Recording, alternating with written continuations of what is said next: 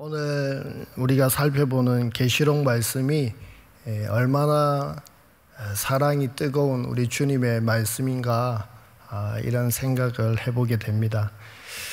우리 17장을 같이 읽었는데 굉장히 어렵게 느껴지시죠? 오늘 설교가 굉장히 헷갈리겠다 이런 생각이 드시죠? 최대한 헷갈리지 않도록 또 정말 계시록의 그림이 잘 그려질 수 있도록 쉽게 그렇게 말씀을 나누도록 최선을 다해 보겠습니다. 계시록 말씀을 이렇게 들고 서게 된 것은 새벽마다 우리 서울역 사랑 나눔부 저는 식구들이라고 부르는데 그 소외된 이웃들 오셔서 식사를 또 이렇게 하고 계신데 그분들에게 계시록 말씀을 좀 나누고 있습니다. 제 사무실에는 계시록에 관한 책들이 굉장히 많습니다. 우리 담임 목사님이 운동하시면서 또 이렇게 우승한 팀에게 책을 선물해 주시는데 저는 상금을 용돈을 주실 때도 상금을 거셨을 때도 이기고 싶고 또 휴가를 거실 때도 이기고 싶고 또 식사를 사주실 때도 이기고 싶은데 책을 사주실 때는 항상 이기고 싶더라고요. 책을 사주실 때는 어느 누구에게도 지고 싶지 않은 그런 승부욕이 발동하더라고요. 근데 그 책들 중에서 오늘 참고했던 이 책이 목사님이 사주신 책이었어요. 근데 늘 서재에는 있지만 계시록을 한 번도 계속해서 강의로 해보지를 않아서 사용해보지를 잘 못했습니다. 근데 새벽에 이렇게 배식을 하고 또 말씀을 나누다 보니까 이분들에게 정말 어떤 말씀을 나누면 좋을까. 요한복음을 한 장씩 나누기도 했고 또 창세기부터 계속 한 장씩 나누기도 했는데 정말 힘들어하고 어려워하고 또 여러 중독 가운데 놓여져 있고 아무리 말씀을 나누는 것 같지만 변화가 더딘 것 같고 이제 그런 가운데 어떤 말씀을 하나님 나누면 좋을까요? 계속 그렇게 물었었는데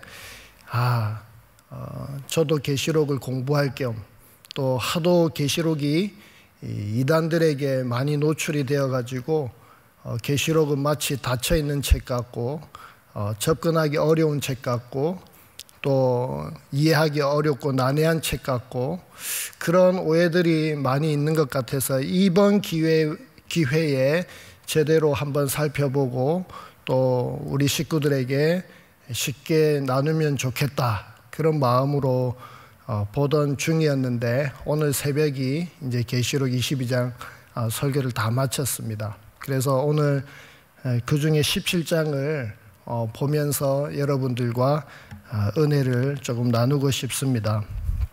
오늘 17장은 16장에 보면은 7 대접의 심판이 나오거든요. 7 대접 심판에 어떤 내용이 나오냐면 바벨론의 멸망이 나옵니다. 그리고 오늘 17장에 바벨론이 멸망당할 수밖에 없는 이유가 이제 기록되어 있는 것이죠.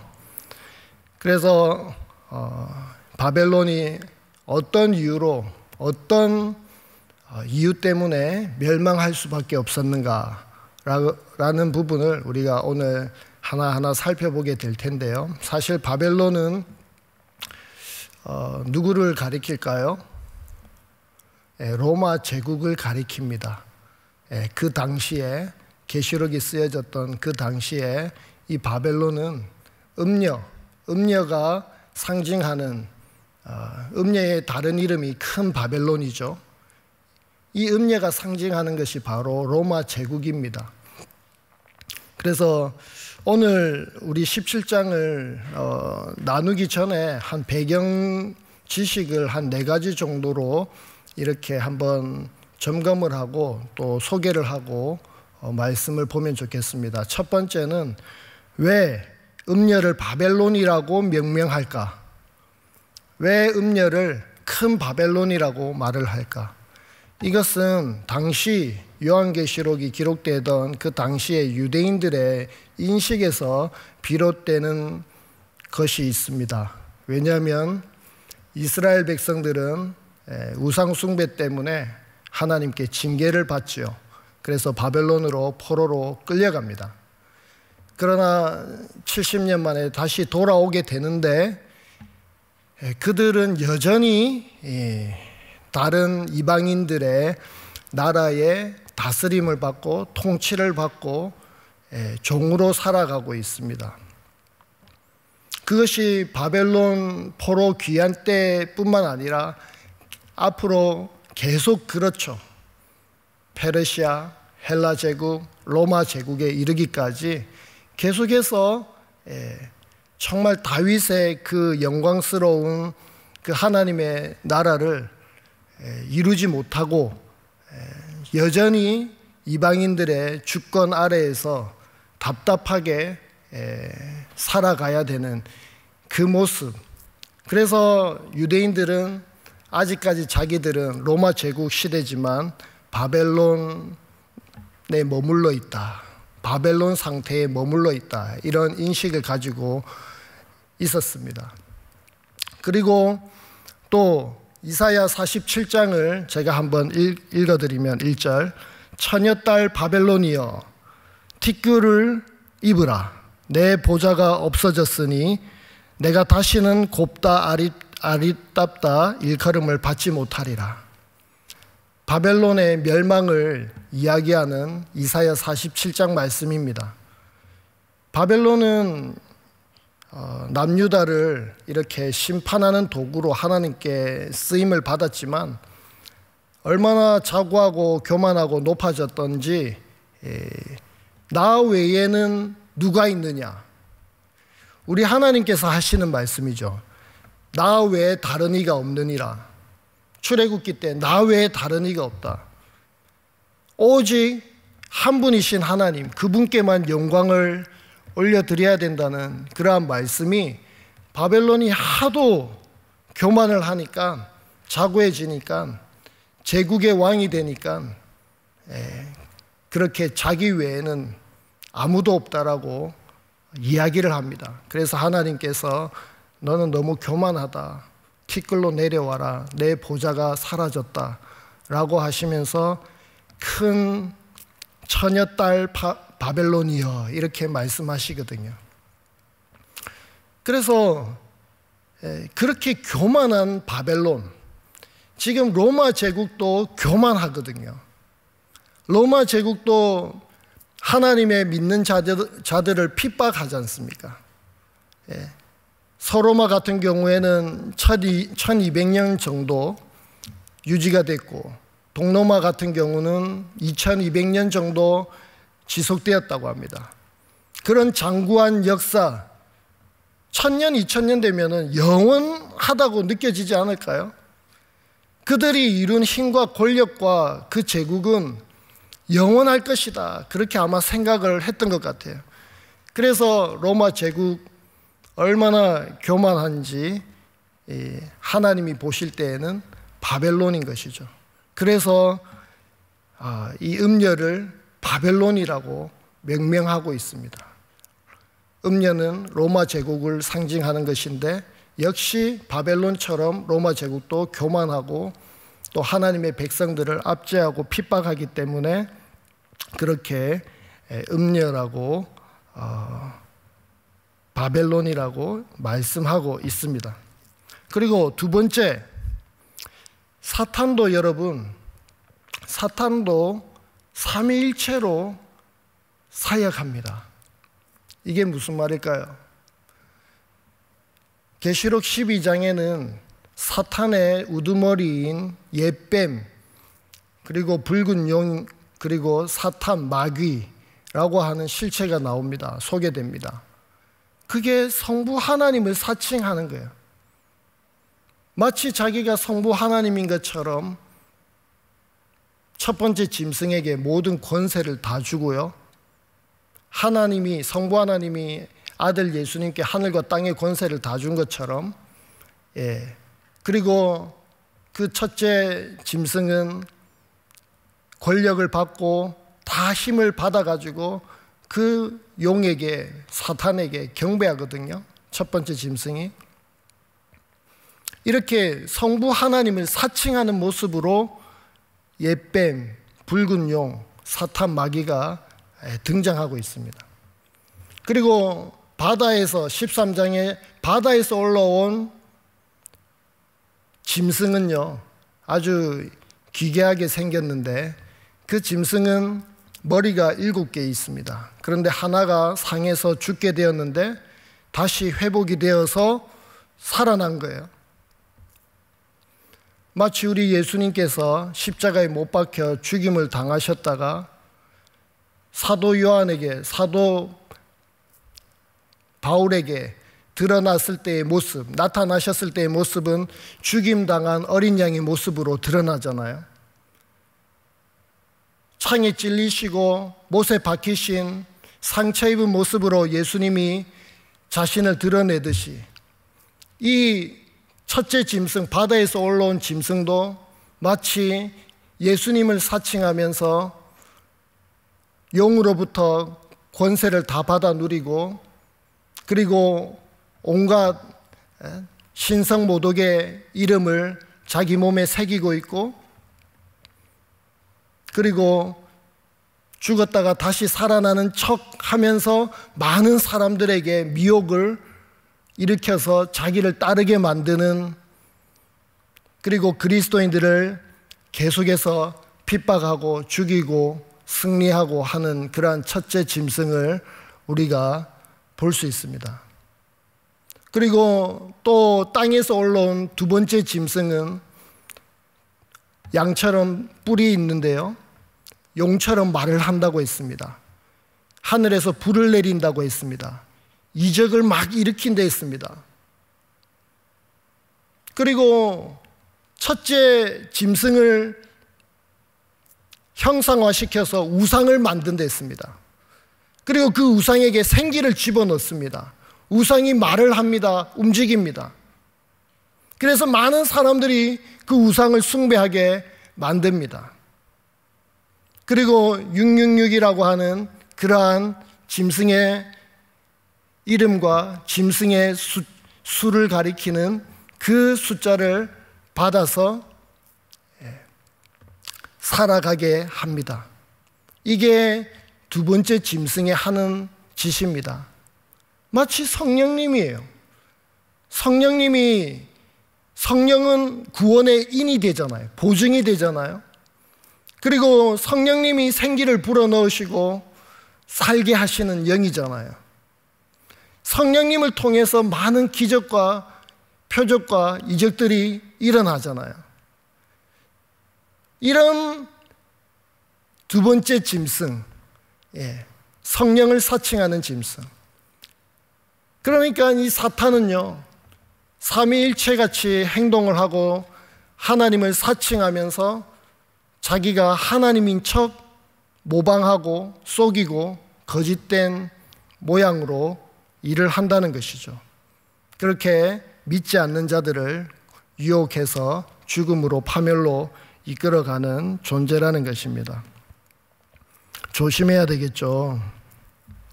또 세 번째 우리가 좀 알아야 될 기본적인 내용이, 첫 번째 짐승, 아까 제가 바다에서 올라왔다 했습니다. 권력을 마귀에게 다 받았다 했습니다. 그는 그 요한계시록이 쓰여졌을 때 당대에 누구를 상징하는 걸까요? 로마 황제를 가리키는 거예요. 그리고 두 번째 짐승, 우상을 만들어서 생기를 불어넣어서 그 우상, 첫 번째 짐승의 모양을 딴 우상이거든요. 그걸 섬기게 만드는, 그러면 그 요한계시록이 쓰여졌던 당대에 이 두 번째 짐승은 누구를 가리킬까요? 로마 황제 숭배를 강요하고 또 제의를 지내는 로마 제사장들을 가리키겠죠. 거짓 선지자들, 로마 제사장들을 가리키는 것입니다. 음녀는 오늘 우리가 읽은 말씀에 보면 붉은 짐승을 첫 번째 짐승입니다. 그 짐승을 타고 올라타고 등에 업어서 이렇게 있는 모습으로 음녀는 드러나거든요. 그러면 이 음녀는 누굴까요? 아까 말씀드렸던 대로 바벨론, 이름이 큰 바벨론이죠. 근데 그 바벨론의 특징이 뭐였습니까? 교만이었습니다. 자기 외에는 아무것도 보이지 않습니다. 마치 로마 제국이 자기 외에는 아무것도 보이지 않고 권력을 행사하고 믿는 자들을 핍박하고 죽였습니다. 자, 이 음녀는요, 이렇게 첫 번째 짐승과 두 번째 짐승의 힘을 받아서 그 짐승을 올라타고 지금 사탄의 짓을 하고 있는 것입니다. 다시 말하면 당시에 로마 황제의 그 권력과 힘을 등에 업어서, 그리고 로마 제사장들의 그 거짓 선지자들의 힘을 받아서 이 로마 제국을 가리키는 음녀가 사탄의 짓을 하고 믿는 자들을 핍박하고 믿는 자들을 미혹하고, 18장에 보면은 바벨론의 멸망의 내용들이 나오는데 무역 체계들이에요. 상공업하는 길드의 체계들이에요.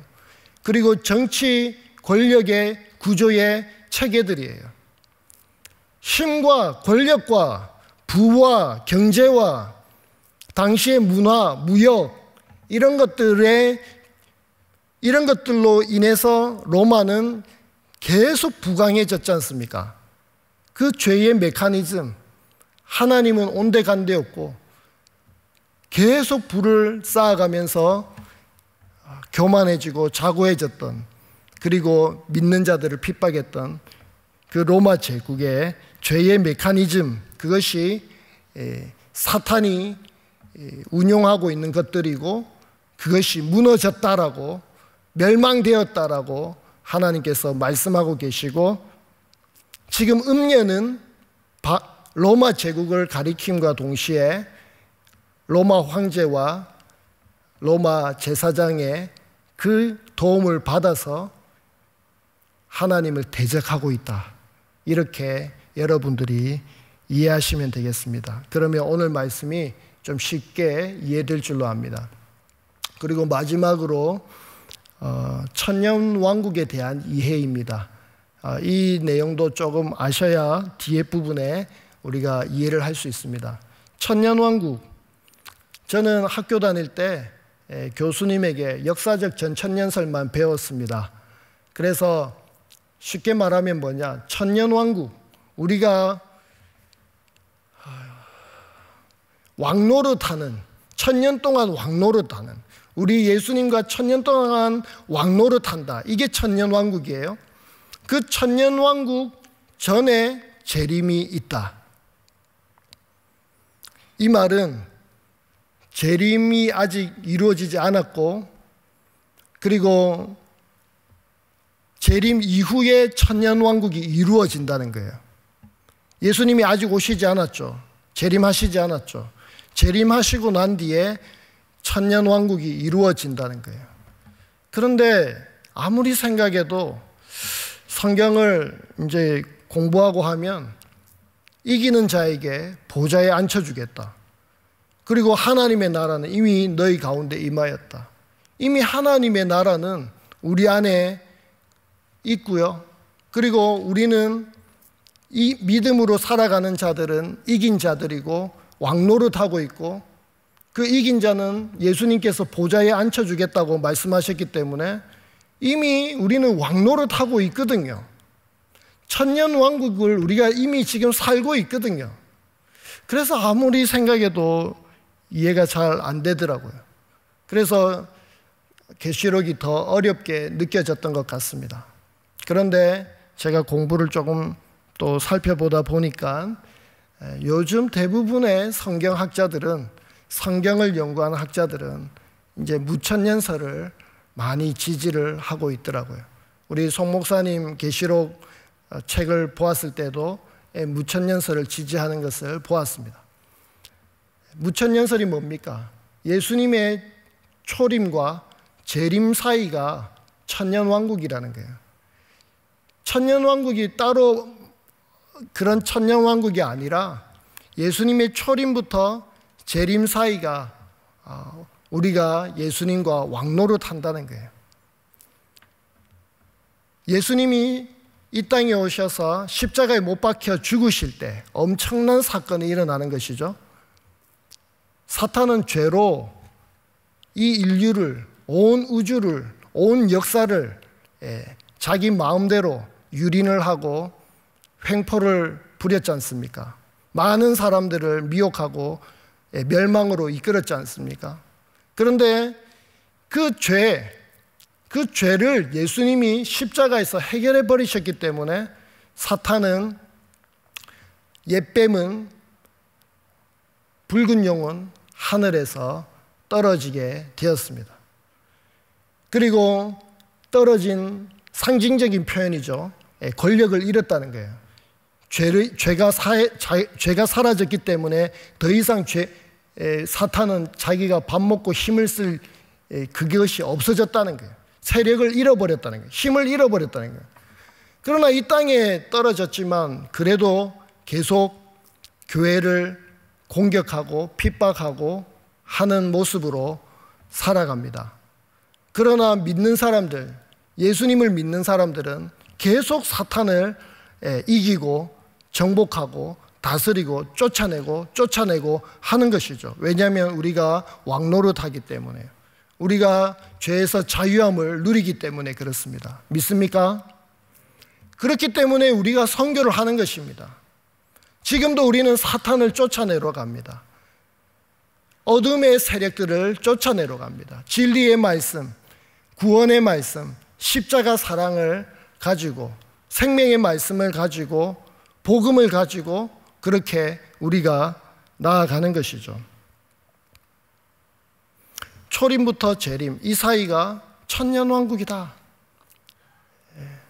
이 기간을 성경에는 많이 묘사를 합니다. 3년 6개월, 한때 두때 반때 42개월, 1260일 전부 다 같은 말이에요.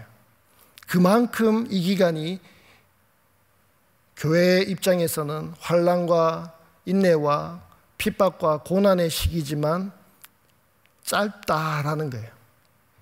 우리가 예수님이 재림하시면 영원한 영광의 상태로 들어가는 그 시간 속에는 영원의 시간에 비하면 1260일, 42개월, 3년 6개월, 3.5 다 짧다는 거예요. 조금만 고생하면 된다 이 말입니다.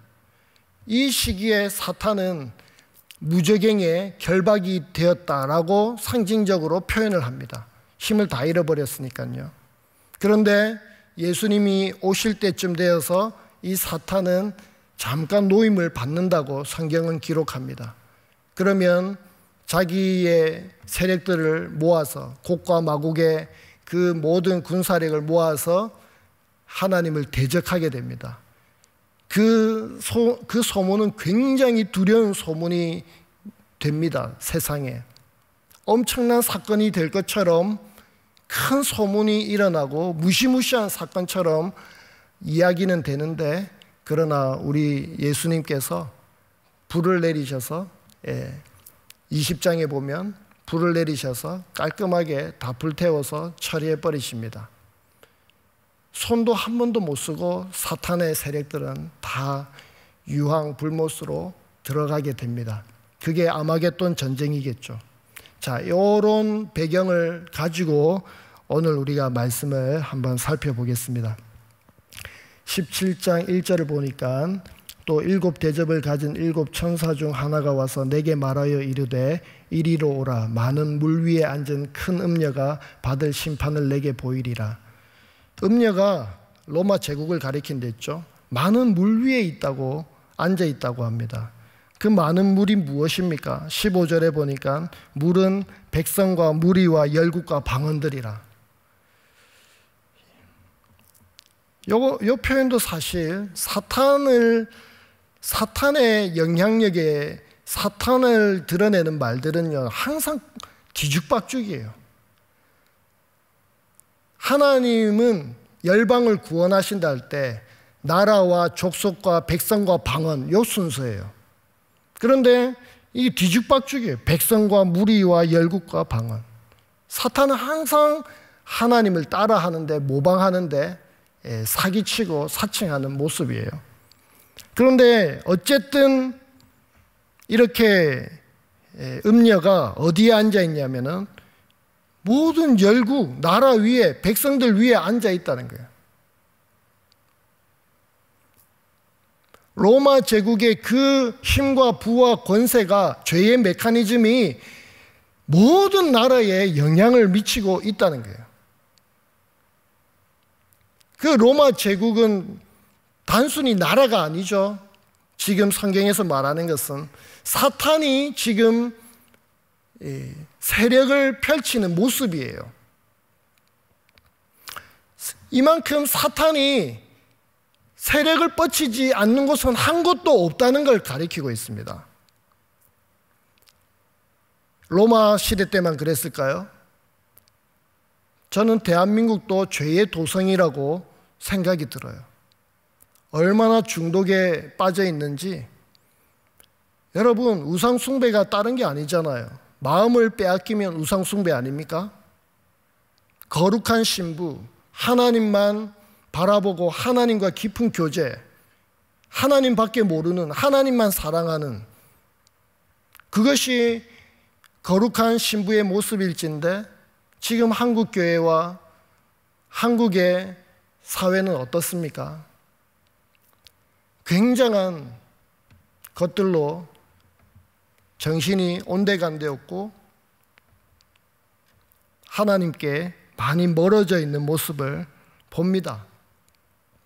여러분, 이 사탄은요, 계시록의 7교회에도 자리 잡고 있었습니다. 에베소 교회에도 사탄은 역사를 합니다. 어떻게 역사합니까? 말씀을 잘 분별하지만 사랑이 없다는 거예요. 처음 사랑을 잃어버렸다는 거예요. 처음 사랑 없이 냉랭한 가슴으로 판단만 하고 분별만 하는, 그것도 사탄의 역사입니다. 니골라당이 있었던 버가모 교회도 우상 숭배하면서, 우상 숭배는 당시에 황제 숭배잖아요. 황제 숭배하니까 길드 연합에서 돈벌이를 할 수 있으니까 돈을 벌고, 그런데 교회 안에 잘 살고 돈 벌고 돈 많이 벌고 그 니골라 뜻이 이기는 자들이잖아요. 우리는 승리한 사람들이다. 루저가 아니다. 우리는 저 사람들하고 달라. 우리는 특별해. 이런 당을 지어서 신앙생활하는 사람들, 그러한 사람도 사탄의 종속이 되어 있는 거예요. 사대교회, 명분론자들, 살았다 하지만 죽어 있다고 하나님이, 우리 예수님이 감히 평가하신 명분론적인 신앙생활. 그리고 라오디게아 교회, 뜨겁지도 않고 차갑지도 않고 불을 추구하는 거죠. 세상에 불을 추구합니다. 그렇게 불을 추구하다 보니까 차지도 않고 뜨겁지도 않고 미지근해가지고 토해낼 수밖에 없는 세속주의죠. 세속주의가 교회 안에 들어와서 하나님 한 분을 향한 열망도 없고 열정도 없고 사랑도 식어 있는 그러한 모습이 바로 라오디게아의 모습이었죠. 이세벨 두아디라 교회도 음행의 모습, 특별히 우상 숭배 중에서도 음행의 모습, 교회 안에 얼마나 음행하는 그러한 문화들이 많이 있습니까? 이런 모든 7교회 안에도, 그러나 서머나와 빌라델비아 교회는 사실 책망을 받지 않았습니다. 이 교회 5교회 안에도 사탄이 자리 잡고 있었어요. 사탄은 가정에도 있습니다. 교회에도 있고요, 사회에도 있고요, 직장에도 있고 학교에도 있습니다. 없는 데가 한 군데도 없습니다. 온 백성과 열방과 무리와 방언들에게 다 있다고 말을 하고 있습니다. 그 음녀는 붉은 빛을 띤 짐승을 탔다고 합니다. 이 짐승의 모양은 7머리와 10뿔입니다. 첫 번째 짐승, 13장에 나오는 첫 번째 짐승, 마귀를 지원하는 첫 번째 짐승의 모습과 똑같습니다. 한마디로 첫 번째 짐승입니다. 로마 황제를 가리켰던, 상징했던 그 짐승입니다. 용으로부터, 마귀로부터 권력을 하사받았던, 예수님을 사칭했던 그러한 짐승이죠. 그 짐승을 음녀가 지금 타고 있습니다. 짐승도 붉은 빛이고 음녀도 붉은 자줏빛, 붉은 빛의 옷을 입고 있습니다. 아주 자극적이고 선정적이고 폭력적이고 사치적이고 그러한 모습으로 살아가고 있는 것들을 말을 하는 것이죠. 그 음녀는요, 금과 보석과 진주로 다 꾸미고 있습니다. 그리고 금잔을 가지고 있습니다. 그 금잔에는 음행의 더러운 것들, 가증한 물건이 가득합니다. 그리고 6절에 보니까 이 음녀는요, 성도들의 피와 예수의 증인의 피에 취했다고 합니다. 여러분, 당시에 음행이 뭡니까? 성경에서 음행이 뭡니까? 남녀 간의 그런 관계를 단순히 말한다기보다 하나님만을 사랑하고 섬기지 않고 황제 숭배를 하는 게 음행이에요. 하나님 외에 다른 신을 섬기는 게 음행이에요.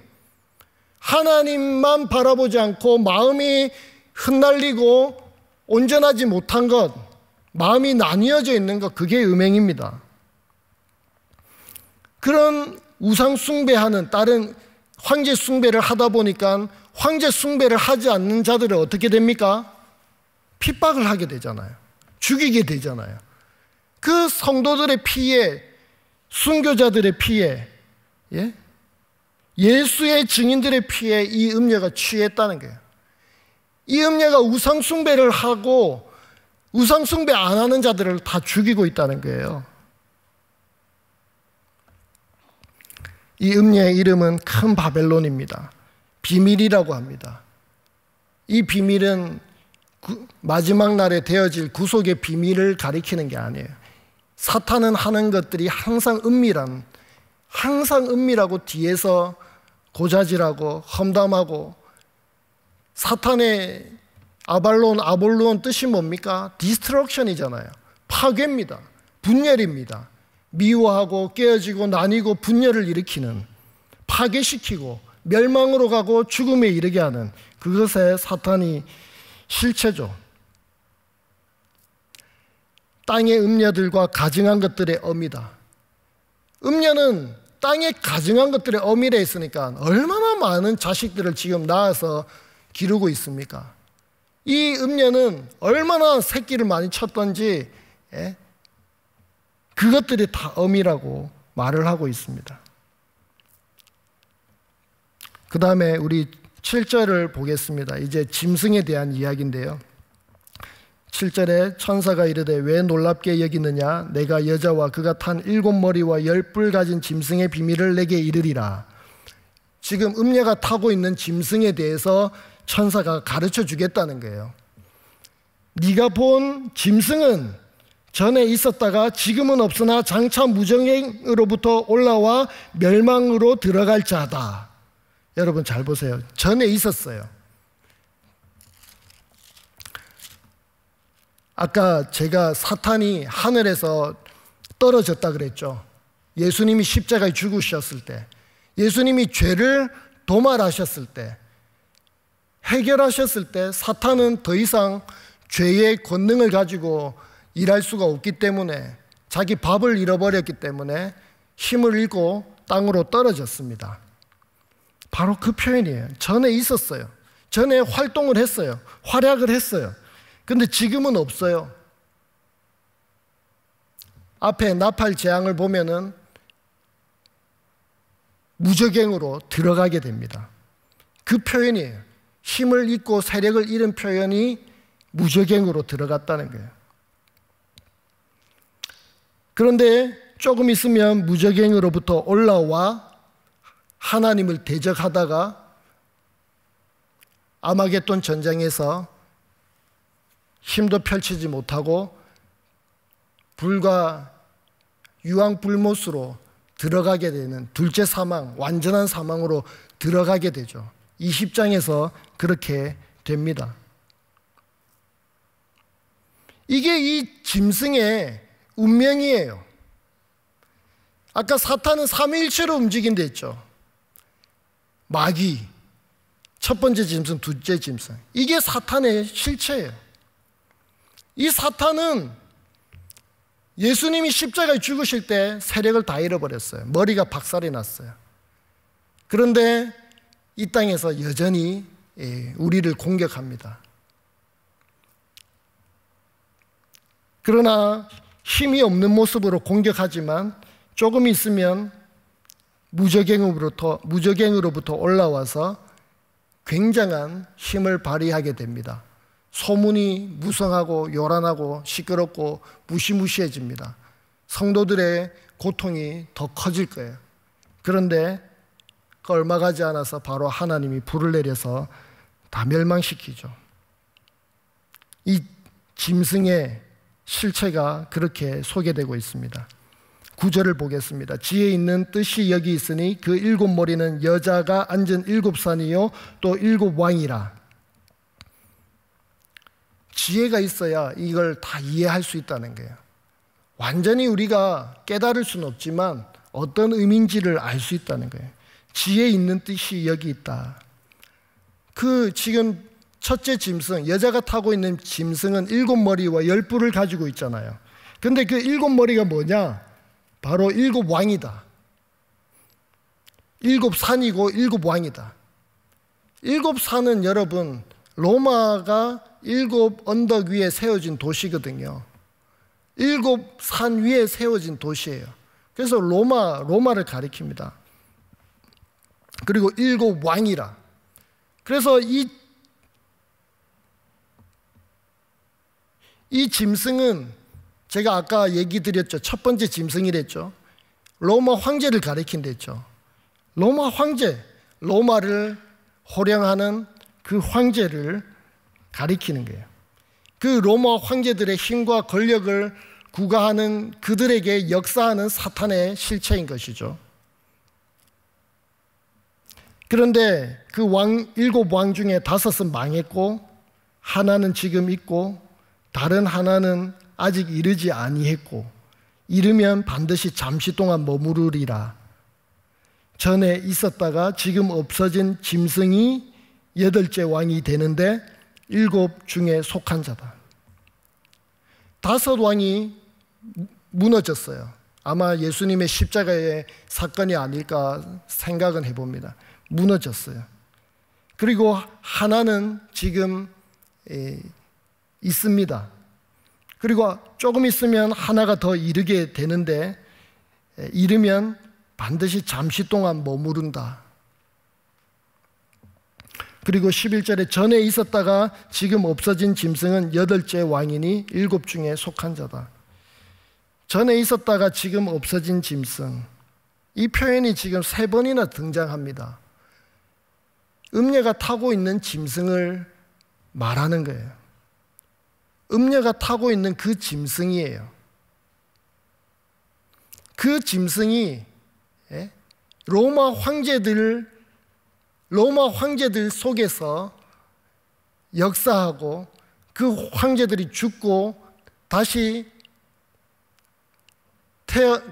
또 왕이 되고 하는 그 과정 속에서 또 역사하고, 그래서 이 사탄의 실체는 계속 없어지지 않고 계속 공격하고 죽이려고 하고 하는 그러한 모습으로 역사한다라고 하는 사탄의 실체를, 속성을 이렇게 드러내 주는 거예요.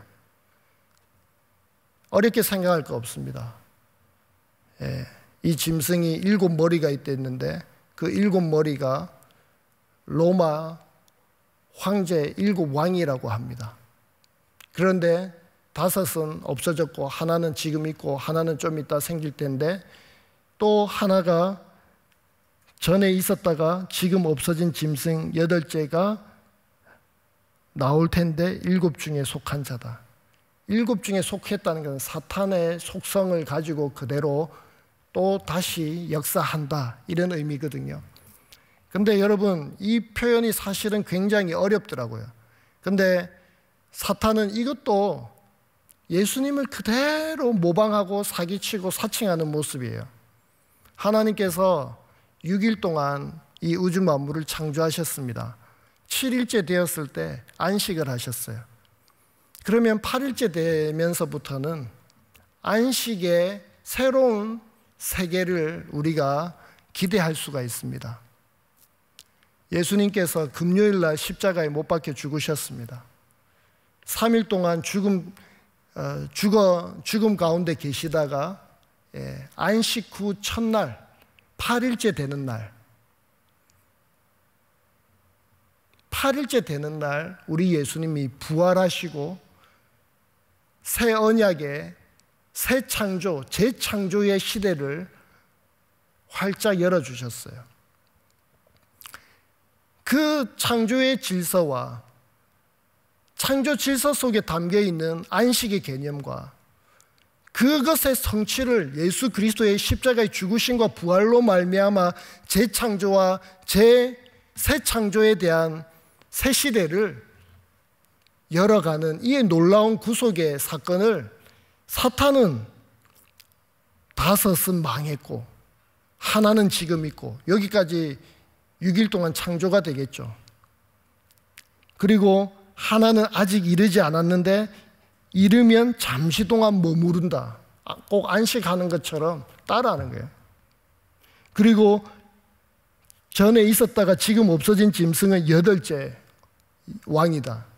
마치 예수님이 안식 후 첫날 8일째 되는 날에 부활하셔서 새 시대, 재창조의 시대를 열어가셨던 것처럼 사탄도 이렇게 뭔가 새롭게 힘을 발휘하고 승리할 것처럼 그렇게 착각하면서 사람들을 미혹하는 그러한 모습입니다. 그리고 10뿔이 있습니다. 그 짐승에게는. 그 10이라고 하는 숫자는 완전수죠. 뿔은 힘을 상징합니다. 그 10왕은, 10뿔이 상징하는 10왕은 나라를 이루지 못했다고 합니다. 힘과 권력을 가지고 있어요. 그리고 그런 작은 지역에서 왕노릇 했겠죠. 그런 왕들에게도 사탄은 역사를 하고 결국에는 그 작은 나라들의 10왕까지 다 사탄을 경배하게, 짐승을 경배하게 만듭니다. 그래서 어떻게 되느냐? 아마겟돈 전쟁이 일어나는 것이죠. 곡과 마국의 군대들을, 왕들을 일으키고 사탄이 세력을 다 규합해서 어린 양 예수와 14절에 그들이 어린 양과 더불어 싸우려니와 어린 양은 만주해 주시오 만왕의 왕이심으로 그들을 이기실 터이요 그와 함께 있는 자들 곧 부르심을 받고 택하심을 받은 진실한 자들도 이기리로다. 할렐루야. 예. 여러분, 이제 말씀을 정리하고 마치겠습니다. 저는 오늘 말씀을 통해서 여러분과 어떤 은혜를 나누고 싶느냐, 지금 사탄의 모습은요, 이 음녀의 모습, 음녀가 짐승을 올라타서 로마 황제와 로마 제사장과 모든 그 힘과 부와 경제력을 다 등에 업고 하는 말이 뭐냐? 나처럼 살아. 금은 보화로 치장하고 자줏빛 사치를 부리면서 옷을 입고 선정적으로 살고 네가 왕이고 네 뜻대로 살고 네 마음대로 살고 하고 싶은 대로 살고 쾌락을 따라서 살아. 왜 힘들게 예수님 믿고 찌질하게 어렵게 핍박을 받으면서 나에게 고통을 받으면서 살 거냐? 이게 지금 음녀가 도전하는 모습이에요. 음녀는 이렇게 엄청난 보화와 사치스러운 옷으로 치장하고 있습니다. 그런데 우리들은 어떤 옷을 입어야 되겠습니까? 우리는 어떤 옷을 입고 있느냐? 깨끗하고 흰 거룩한 빛나는 세마포 옷이라고 했습니다. 근데 그 세마포 옷은 어떤 옷입니까? 예수님의 피에 빤 옷이라고 7장에서 얘기하고 있어요. 한마디로 말해서 예수님을 믿고 죄사함을 받고 성령을 따라서 살고 그리고 의의 행실을 믿음의 행실, 성령을 따라 사는 그 삶으로 나아가는 거예요. 그 삶은 어떤 삶이냐? 요한이 1장에서 이야기하는 것처럼 예수의 환난과 나라와 참음, 인내에 동참하는 삶입니다. 그 삶으로 우리가 살아가는데 19장에 이제 21장에 새 예루살렘 성이 내려오거든요. 하나님이 내려오시는 모습이에요. 그런데 놀랍게 그 모습이 하나님도 우리가 그 옷을 입고 있는 가운데 하나님을 기다리는데 하나님도 꽃단장하고 우리에게 내려오시는 모습을 그려주고 있습니다.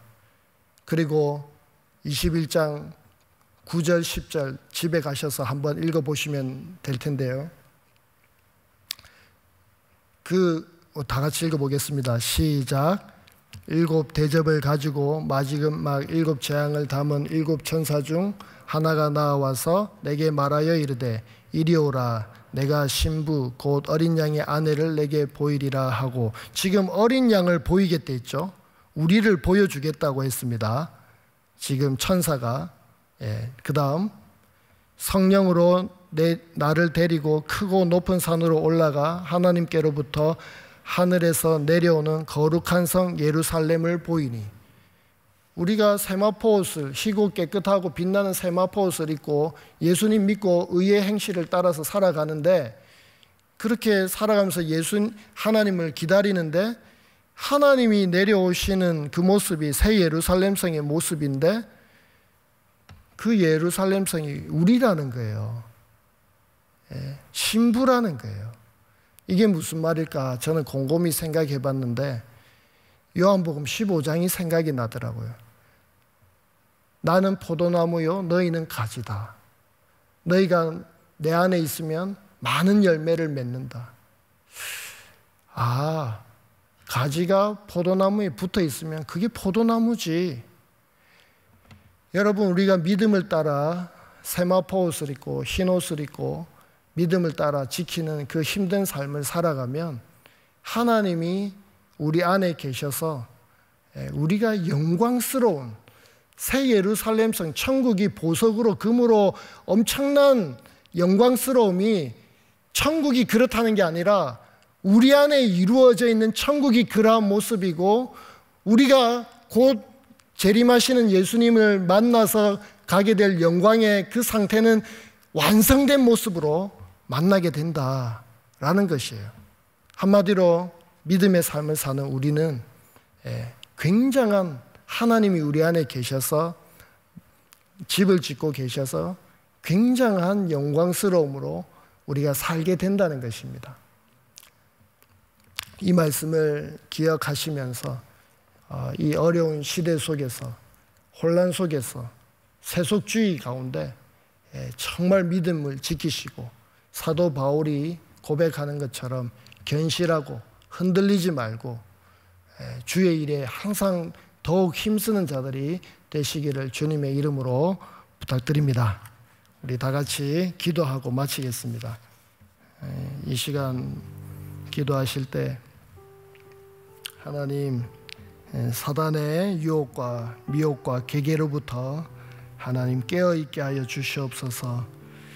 또 세상의 가치와 문화에 오염되지 않고 거룩한 신부로 예수의 환난과 나라와 참음에 동참하는 우리가 되게 하여 주시옵소서. 가정과 학교와 교회, 나라, 민족 그 가운데 세력을 펼치고 영향력을 행사하는 모든 악한 것들로부터 하나님 구원해 주시고 우리를 인도 보호하여 주시옵소서. 우리 이렇게 기도하시고 또 각자 가져오신 기도하시고 돌아가도록 하겠습니다. 기도하겠습니다. 하나님 아버지 감사합니다. 또 이 시간